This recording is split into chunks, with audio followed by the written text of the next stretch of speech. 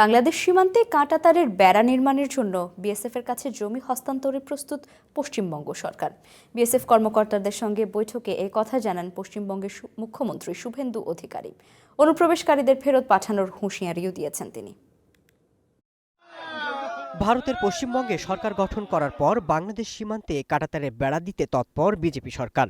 রাজ্যের মুখ্যমন্ত্রী হিসেবে শপথ নেওয়ার পরই ভারতীয় সীমান্তরক্ষী বাহিনী বিএসএফকে ৪৫ দিনের মধ্যে জমি হস্তান্তরের সিদ্ধান্ত জানান শুভেন্দু অধিকারী। বুধবার আনুষ্ঠানিকভাবে বিএসএফ কর্মকর্তাদের সাথে বৈঠক করে পশ্চিমবঙ্গ সরকার।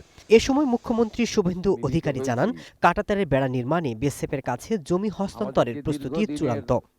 After long time BSF as well as the Government of India approach state government to hand over the adequate land to complete the fencing in Indo-Bangladesh border. এর আগে অনুপ্রবেশকারীদের ফেরত পাঠানো এবং রাজ্যের আইন শৃঙ্খলা নিয়ে হুঁশিয়ারি দেন শুভেন্দু। বলেন, সীমান্ত সুরক্ষা করা অভারতীয়দের দরজা দেখিয়ে দেওয়া এবং অনুপ্রবেশকারীদের ফেরত পাঠানো হবে। বর্ডারকে সুরক্ষিত করা, অভারতীয়দের দরজা দেখিয়ে দাও, ঘুসপেটিয়া हटाओ,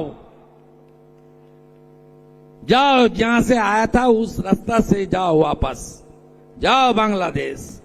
সীমান্ত সুরক্ষার পাশাপাশি রাজ্যের আইন শৃঙ্খলা পরিস্থিতি নিয়েও কড়া বার্তা দিয়েছেন মুখ্যমন্ত্রী। পশ্চিমবঙ্গের মালদা শিলিগুড়ি করিডোর এবং ১২০ একর জমির সীমান্তে নানা নির্দেশনা জারি করা হয়েছে। ভারত বাংলাদেশ সীমান্তে কাঁটাতারের বেড়া আর অন্যদিকে বাংলাদেশের পদ্মা ব্যারেজ নিয়ে উত্তপ্ত দুই বাংলার রাজনীতি।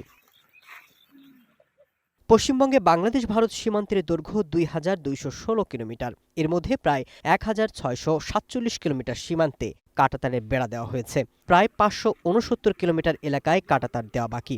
এছাড়া বাকি ৪৫৬ কিলোমিটারের কম বেশি এলাকায় কাঁটাতারের বেড়া বসানোর জন্য জমি প্রয়োজন।